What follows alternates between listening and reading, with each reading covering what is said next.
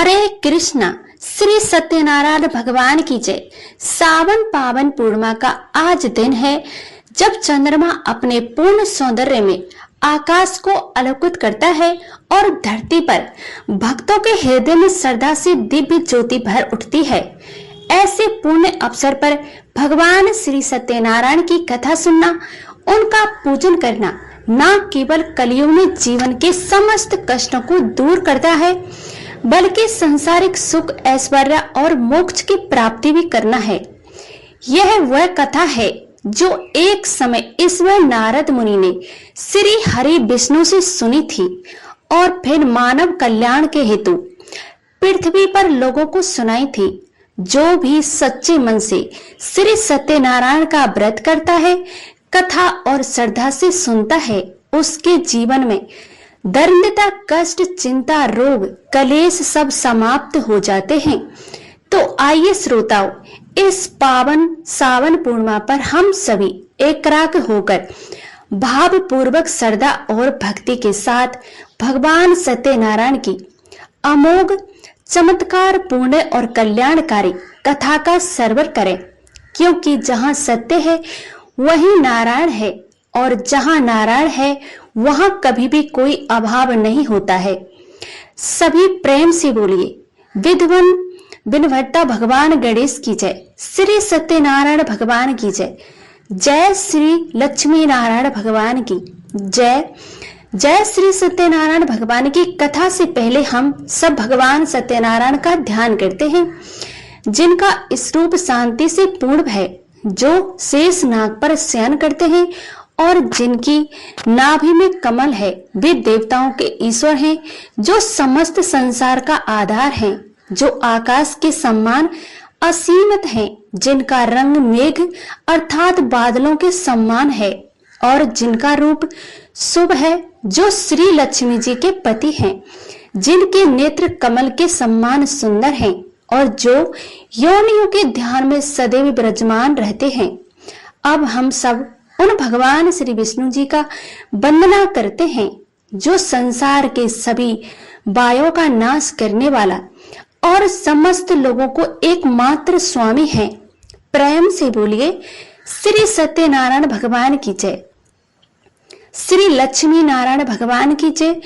पूर्णा कथा के अनुसार एक समय नैमिषारण्य तीर्थ में सैनिक आदि 88 ऋषियों ने श्री सूत जी से कहा, हे प्रभु, इस कलयुग में वेद विद्या रहित मनुष्यों को प्रभु भक्ति किस प्रकार से मिलेगी और उनका उद्धार कैसे होगा। हे मुनि श्रेष्ठ, कोई ऐसा तप कहिए जिससे थोड़े समय में पुण्य प्राप्त हुए और मनोवांछित फल की मिले। ऐसी कथा को सुनने की हमारी इच्छा है। सर्वशास्त्र आज्ञा श्री सूत जी बोले, हे वैष्णवों, मैं पूज्य आप सबने प्राणियों के हित की बात पूछी है। हम सब उस श्रेष्ठ व्रत को आप लोगों से कहूंगा, जिस व्रत को नारद जी ने श्री लक्ष्मी नारायण भगवान से पूछा था और लक्ष्मीपति ने मुनि श्रेष्ठ नारद जी से कहा था। और सो आप सभी ध्यान पूर्वक सुनिए। एक समय योगी राज नारद जी दूसरों के हित की इच्छा से अनेक लोगों में घूमते हुए पृथ्वी लोक पर आ पहुंचे। यहाँ अनेक योनियों में जन्मे हुए प्राय सभी मनुष्यों को अपने कर्मों के अनुसार अनेकों दुखों से पीड़ित देखकर सोचा कि यत्न यज्ञ करने की निश्चय ही प्राणियों के दुखों को नाश करने से हो सकेगा। ऐसा मन में सोचकर देव ऋषि मुनि श्री विष्णु लोक को गए। वहां श्वेत वर्णन और 4 भुजाओं वाले देवों को इष्ट नारायण को देकर इनके हाथों में शंख, चक्र, गदा और पाद के तथा परमाला पहने हुए थे। स्तुति करने लगे, हे भगवान, आप अत्यंत शक्ति से संपन्न हैं। मन तथा वाणी भी आपको नहीं पा सकती। आपका आदि मध्य अंत भी नहीं है। आप निष्कुण इस रूप सृष्टि के आदि भूत हो और भक्तों के सभी दुखों को नष्ट करने वाले हो। आपको मेरा नमस्कार है। नारद जी इस प्रकार की स्तुति सुनकर भगवान श्री विष्णु को बोले, हे मुनि श्रेष्ठ, आपके मन में क्या है? आप किस काम के लिए आगमन हुआ है? निष्कोच कहिए। तब नारद मुनि बोले, हे प्रभु, मृत्यु लोक पर सभी मनुष्य जो अनेक योनियों में पैदा हुए हैं, अपने अपने कर्मों के द्वारा अनेक प्रकार के दुखों से दुखी हो रहे हैं। नाथ, यदि आप मुझ पर दया रखते हैं तो बतलाइए कि उन मनुष्यों के सभी दुख थोड़े ही प्रयत्न कैसे दूर हो सकते हैं। तब श्री विष्णु भगवान जी बोले, हे नारद, मनुष्यों की भलाई के लिए तुमने बहुत अच्छी बात पूछी है। जिस काम के करने से मनुष्य मोह से छूट जाता है वह कहता हूँ। सुनो, बहुत पुण्य देने वाला स्वर्ग तथा मृत्यु लोक दोनों में दुर्लभ एक अत्यंत ही उत्तम व्रत है। आज मैं प्रेमवश होकर तुमसे कहता हूँ, श्री सत्यनारायण भगवान का ये व्रत अच्छी तरह विधि पूर्वक करके मनुष्य धरती पर यायु अर्थम सुख भोग करने मरने पर मोक्ष को प्राप्त होता है। श्री भगवान के वचन को सुनकर नारद जी मुनि बोले, हे भगवान, उस व्रत का फल क्या है? क्या विधान है? और किसने ये व्रत किया है? और किस दिन ये व्रत करना है? चाहिए विस्तार पूर्वक कहिए। भगवान विष्णु बोले, हे नारद, दुख शोक आदि को दूर करने वाला, धन्य धान्य को बढ़ाने वाला, सौभाग्य तथा संतान को देने वाला, ये व्रत सब स्थानों पर विजय करने वाला, भक्ति और श्रद्धा के साथ किसी भी दिन मनुष्य सत्यनारायण की प्राप्त काल समय ब्राह्मणों को और बंधुओं के साथ धर्म परायण होकर पूजा करे। भक्ति भाव से नैवेद्य केले का फल, शहद, घी, दूध और गेहूं का आटा सवाया लेवे। गेहूं के अभाव में सांटी का चूर्ण भी ले सकते हैं और सब पदार्थों को भगवान को अर्पण कर देवे तथा बंधुओं को सहित ब्राह्मणों को भोजन करावे। पश्चात इसमें भोजन करें। रात्रि में नृत्य गीत आदि का आयोजन कर सकते हैं। सत्यनारायण भगवान का ध्यान करते हुए समय बिताएं। इस तरह व्रत करने से मनुष्यों की इच्छा निश्चय ही पूरी होती है। विशेष रूप से कली काल में भूमि पर यही मोक्ष का सरल उपाय है। प्रेम से बोलिए, श्री सत्यनारायण भगवान की जय। श्री सत्यनारायण व्रत कथा का प्रथम अध्याय संपूर्ण। दूसरा अध्याय। श्री सूत जी बोले, हे ऋषियों, जिसने पहले समय में इस व्रत को किया है उसका इतिहास कहता हूँ, ध्यान पूर्वक सुनिए। सुंदर काशीपुरी नगरी में एक अत्यंत ही निर्धन ब्राह्मण रहता था। वह भूख और प्यास से बेचैन हुआ नित्य पृथ्वी पर घूमता था। ब्राह्मणों से प्रेम करने वाला भगवान ब्राह्मण को दुखी देखकर बूढ़े ब्राह्मण का रूप धरकर उसके पास जाकर आदर पूर्वक पूछा, हे प्रेम प्रिय, तुम नित्य दुखी होकर पृथ्वी पर क्यों घूमते हो? हे ब्राह्मण, ये सब मुझसे कहो, मैं सुनना चाहता हूँ। तब वहां ब्राह्मण बोला, निर्धन ब्राह्मण हूँ, भिक्षा के लिए पृथ्वी पर फिरता हूँ। हे भगवान, आदि आपसे इससे छुटकारा पाने का कोई उपाय जानते हो तो कृपया कर मुझे बताइए। ब्रह्मा बोले, हे प्रिय, सत्यनारायण भगवान का मनोवांछित फल देने वाला, इसलिए तुम उनका पूजन करो, जिसके करने से मनुष्य सब दुखों से मुक्त हो जाता है। तब ब्राह्मण को व्रत का सारा विधान बतलाकर बूढ़े ब्राह्मण का रूप धारण करने वाले श्री सत्यनारायण भगवान वहीं पर अंतर ध्यान हो गए। जिस व्रत को व्रत ब्राह्मण ने बतलाया है, मैं उसको अवश्य करूंगा। ये निश्चय करने पर उसके रात भर नींद नहीं आई और सवेरे उठकर सत्यनारायण भगवान के व्रत का निश्चय कर वह भिक्षा के लिए चल पड़ा। उस दिन उसको भिक्षा में बहुत सारा धन मिला, जिससे बंधुओं में साथ उसके सत्यनारायण भगवान का व्रत किया। इससे करने से वह ब्राह्मण सब दुखों से छूटकर अनेक प्रकार की संपत्तियों से युक्त हुआ।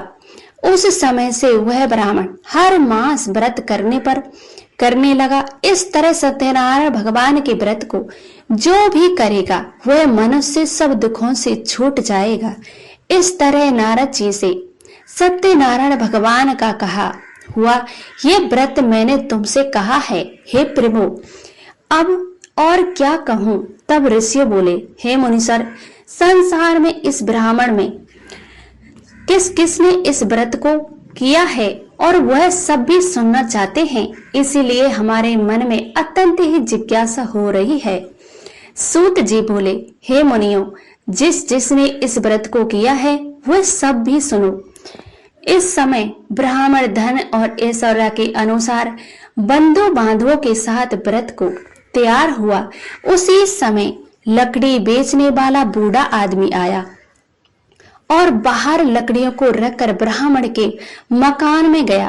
प्यास से दुखी लकहारा उनके व्रत करते देखकर ब्राह्मण को नमस्कार करने लगा। आप क्या कर रहे हैं? इससे करने से क्या फल मिलता है? कृपया करके मुझे बताइए। ब्राह्मण ने कहा, सब मनोरथों को पूर्ण करने वाला ये सत्यनारायण भगवान का व्रत है, इससे ही कृपया मेरे यहाँ पर ध्यान धान्य आदि के वृद्धि हुई है। ब्राह्मण से इस व्रत के बारे में जानकर लकहारा अत्यंत प्रसन्न हुआ। चरमातर लेकर प्रसाद ग्रहण करने के बाद वह अपने घर को गया। अगले दिन लकहारे ने अपने मन में इस प्रकार का संकल्प लिया कि आज गांव में लकड़ी बेचने से जो धन मिलेगा उसी से सत्यनारायण भगवान का उत्तम व्रत करूंगा।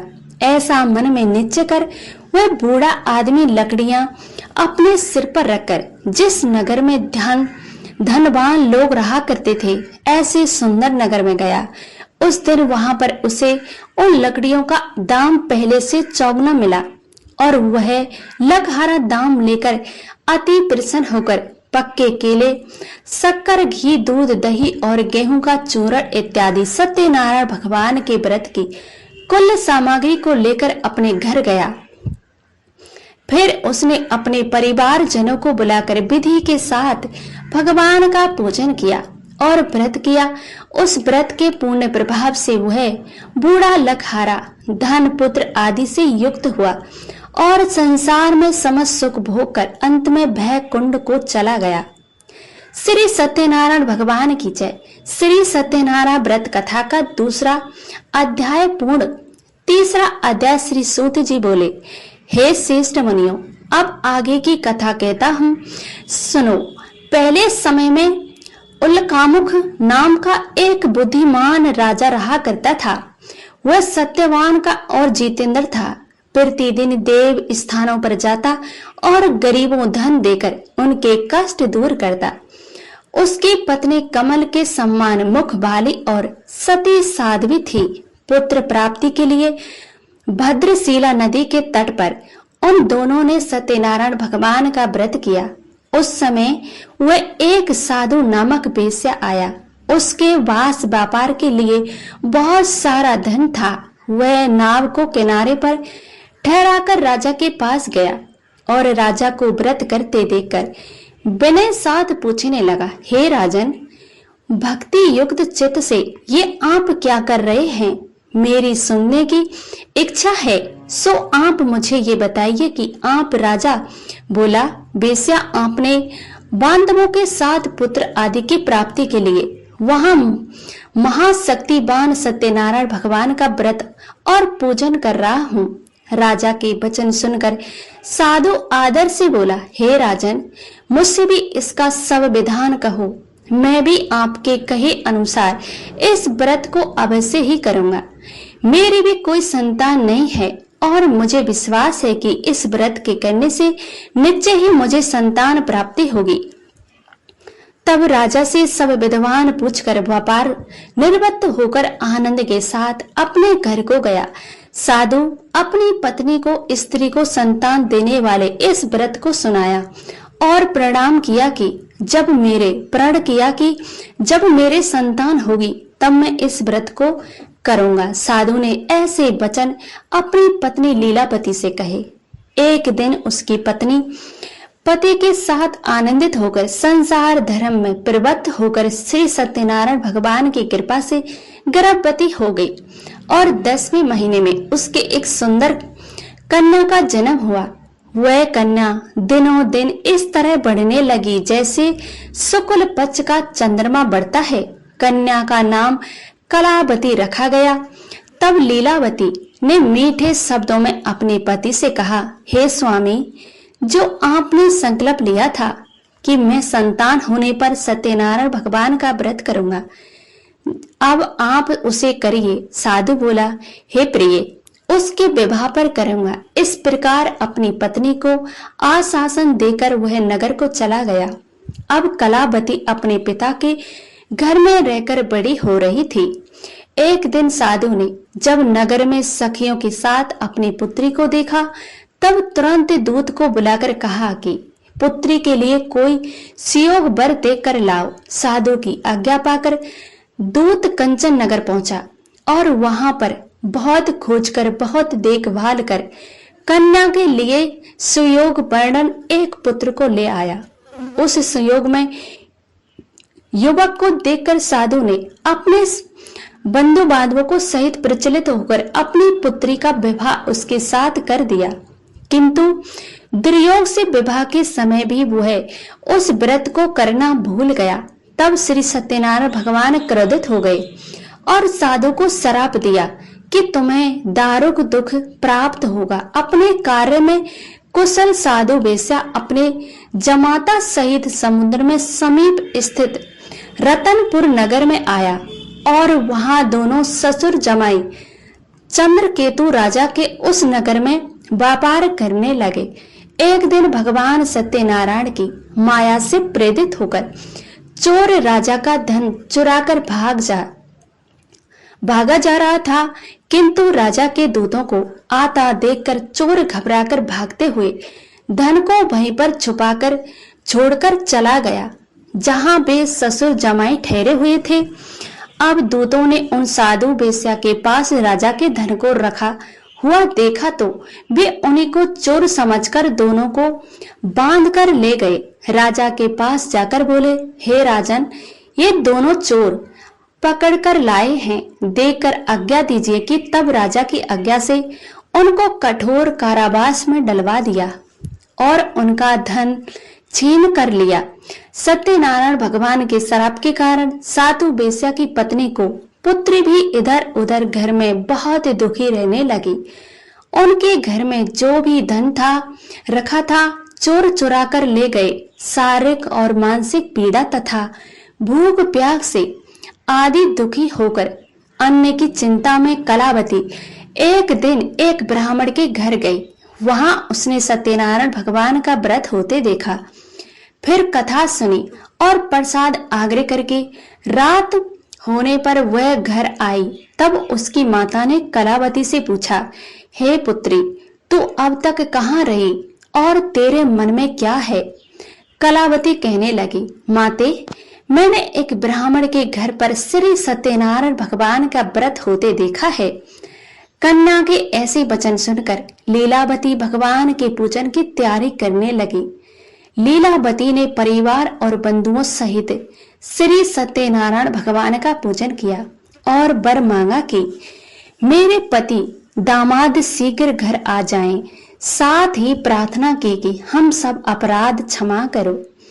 सत्यनारायण भगवान इस व्रत से संतुष्ट हो गए और राजा चंद्रकेतु को इस बार में दर्शन देकर कहा, हे राजन, तुमने जिन दोनों वेश्याओं को बंदी बना कर रखा है वह निर्दोष हैं, उन्हें प्राप्त ही छोड़ दो और उनका सब धन जो तुमने ले लिया है उसे वापस लौटा दो, नहीं तो मैं तेरा धन, राज्य, पुत्र आदि सब नष्ट कर दूंगा। राजा के ऐसे वचन सुनकर भगवान अंतर्ध्यान हो गए। प्राप्त काल राजा चंद्रकेतु ने सभा में अपना इस वाद सुनाया। फिर दोनों वंडित पुत्रों को कैद से मुक्त करा सभा में बुलाया और दोनों आते ही राजा को नमस्कार किया। राजा मीठे वचनों से बोले, हे महामानव भवो, तुम्हें दवस ऐसा कठिन दुख प्राप्त हुआ है। अब हमें तुम्हें कोई भय नहीं। ऐसा कहकर राजा ने उनको नए नए वस्त्र अवसर पहनाए। उनका जितना धन लिया था उससे दुगना धन देकर आदर सहित विदा कर दिया। तब वे दोनों वेश्या अपने घर को चल दिए। श्री सत्यनारायण भगवान की जय। श्री सत्यनारायण व्रत का तीसरा अध्याय संपूर्ण। और चौथा, श्री सूत जी बोले, साधु बनिया मंगल चरण और एक ब्राह्मणों को धन देकर अपने नगर के लिए चल पड़ा। साधु के कुछ दूर जाने पर इधर भगवान सत्यनारायण की उसकी सदिता परीक्षा लेने के विषय में जिज्ञासा हुई। तब वे एक दंडी का भेष बनाकर उस बनिए के सामने गए और पूछा, साधु तुम्हारी नाभ में क्या भरा है? तब धन के मर्द और चोर दोनों महाजनों को अवहेलना पूर्वक हंसते हुए कहा, दंडी सन्यासी क्यों पूछ रहे हो? क्या कुछ मुद्रा लेने की इच्छा है? हमारी नाव तो लता और पत्ते आदि से भरी है। उनकी ऐसी निष्ठुर वाणी को सुनकर दंडी बेसधारी भगवान बोले, तुम्हारी बात सच हो जाए। ऐसा कहकर दंडी सन्यासी को रूप धारण किए हुए भगवान कुछ दूर जाकर समुद्र के समीप बैठ गए। इधर दंडी के चलने पर नित्य क्रिया करने के बाद उतारी हुई यानी जल में ऊपर की ओर उठी हुई नौका को देखकर साधु अत्यंत आश्चर्य में पड़ गए और नाव में लता और पत्ते आदि देखकर मूर्छित हो पृथ्वी पर गिर पड़ा। होश आने पर विकसित पुत्र चिंतित हो गया। तब उसके दामाद ने इस प्रकार कहा कि पिताजी आप शोक क्यों करते हो? दंडी ने श्राप दिया है। इस स्थिति में वे हम सभी चाहते हैं तो आप सब कुछ कर सकते हैं। इसमें आज से नहीं है, अंत नहीं है। शरण में हमको चलना चाहिए और मही मन की इच्छा पूर्ण होगी। दामाद की बात सुनकर वह साधु बनिया उसके पास गया और कहा, दंडी को देखकर उसके भक्ति पूर्वक उन्हें प्रणाम तथा आदर पूर्वक करने लगा। आपको समुच मैंने जो कुछ कहा है असत्य भाषण रूप अपराध किया है। आप कृपया मेरे उस अपराध को क्षमा कर दीजिए। ऐसा कहकर बार बार प्रणाम करके वह अपने महान शोक से व्याकुल हो गया। दंडी ने उस बनिए को रोते हुए देखा। कहा, हे मूर्ख, रो मत, मेरी बात सुन। मेरी पूजा से उदासीन होने के कारण तथा मेरी आज्ञा से ही तुमने बार बार दुख प्राप्त किया है। भगवान की ऐसी वाणी सुनकर वह उनकी स्तुति करने लगा। हे साधु, कहा, हे प्रभु, यह आश्चर्य की बात है कि आपकी माया से मोहित होने के कारण ब्रह्मादि देवता भी आपको गुणों और रूपों को अथावत रूप से नहीं जान पाते। फिर मैं मूर्ख आपकी माया में मोहित होने के कारण भला कैसे जान सकता हूँ? प्रभु, आप मुझ पर कृपा कीजिए और मुझ पर प्रसन्न होइए। मैं अपनी धन संपत्ति के अनुसार आपकी पूजा करूंगा। मैं आपकी शरण में हूँ और मेरा जो भी नौका स्थित है पूरा धन उसकी मेरी रक्षा करो। उस बनिए की भक्ति युक्त वाणी को सुनकर भगवान जनार्दन संतुष्ट हो गए और भगवान जनार्दन उसे अशेष अभिषेक वर प्रदान कर दिया। वहीं पर अंतर्ध्यान हो गए। इसके बाद वह साधु अपनी नौका में चढ़ा और उसे धन धान्य से भरी हुई देखकर भगवान सत्यदेव की कृपा से हमारा मनोरथ सफल हो गया। ऐसा कहकर इस बड़ों को साथ उसने भगवान की विधिवत पूजा की। भगवान श्री सत्यनारायण की कृपा से वह आनंद से परिपूर्ण हो गया और नाव को प्रतन पूर्वक संभालकर उसने अपने देश के लिए प्रस्थान किया। साधु बनिया ने अपने दामाद से कहा, वह देखो, मेरी रतन पुत्री नगरी दिखाई दे रही है। इसके बाद उसने अपने धन्य रक्षक दूतों को अपने आने का समाचार देने की अपनी नगरी में भेजा। उसके बाद दूतों नगर में जाकर साधु की पत्नी को हाथ जोड़कर प्रणाम किया और उसके समीप बात की सेठ जी की अपने दामाद को और वधू वर्ग के साथ बहुत धन धान्य से संपन्न होकर नगर के निपट पधार गए। दूत के मुख से ये बात सुनकर वे अत्यंत ही आनंदित हुए और उस साध्वी ने श्री सत्यनारायण की पूजा करके अपनी पुत्री से कहा, पुत्री, मैं साधु के दर्शन करने के लिए जहां जा रही हूं, तुम भी जल्दी आना। माता का ऐसा वचन सुनकर व्रत को समाप्त करके प्रसाद का परित्याग करके कलावती अपने पति का दर्शन करने के लिए चल पड़ी। इसके भगवान सत्यनारायण रुष्ट हो गए। उन्होंने उसके पति तथा नौका को धन के साथ हरण करके जल में डुबो दिया।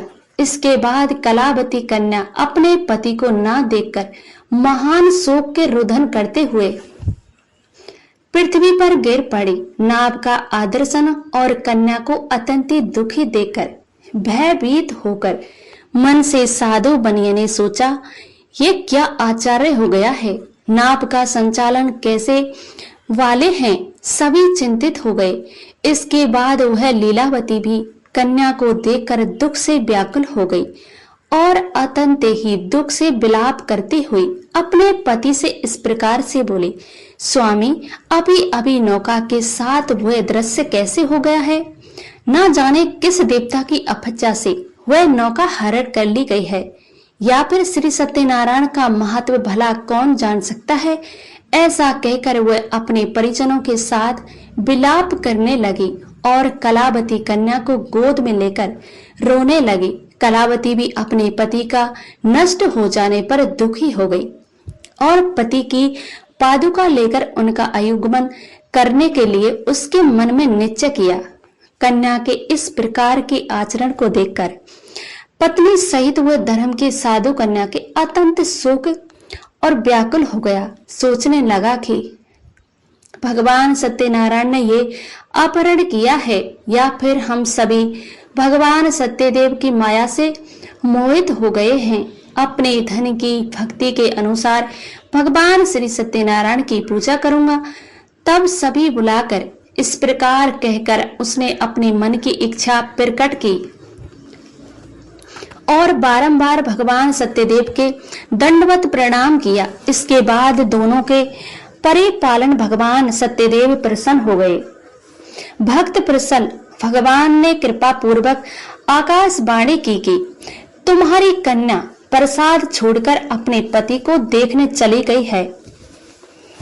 निश्चय ही इस कारण उसका पति दृश्य हो गया है। यदि घर के कारण उसका पति दृश्य हो गया है तो घर जाकर प्रसाद ग्रहण करके वापस आए तो साधु बनिया तुम्हारी पुत्री पति को प्राप्त करेगी।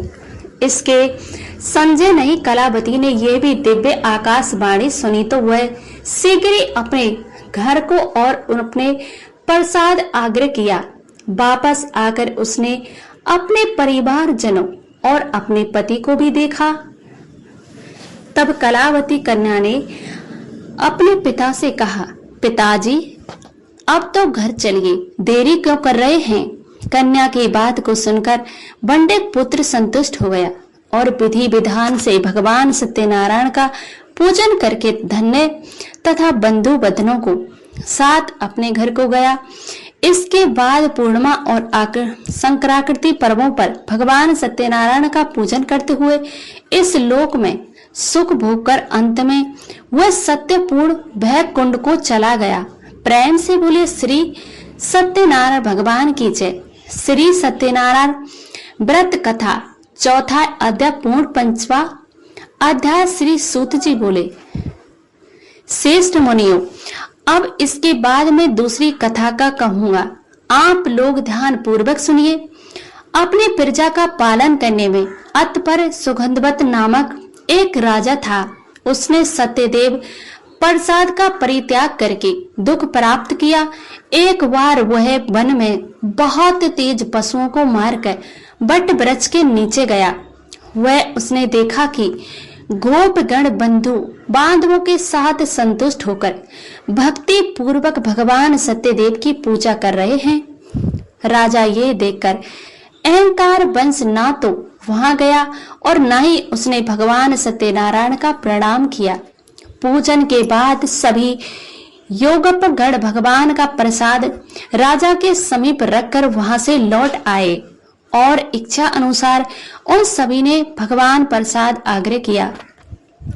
इधर राजा को प्रसाद पर परित्याग करने से बड़ा दुख मिला।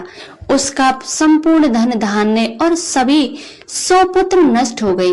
राजा ने मन में ऐसा निश्चय किया कि अथवा ही भगवान सत्यनारायण ने हमारा नाश कर दिया है, इसलिए मुझे वहां पर जाना चाहिए जहां श्री सत्यनारायण का पूजन हो रहा है। ऐसा मन में निश्चय करके वह राजा गोपगणों के समीप गया और उसने गोपगणों के साथ भक्ति पूर्वक श्रद्धा से युक्त होकर विधि पूर्वक भगवान सत्यदेव की पूजा की।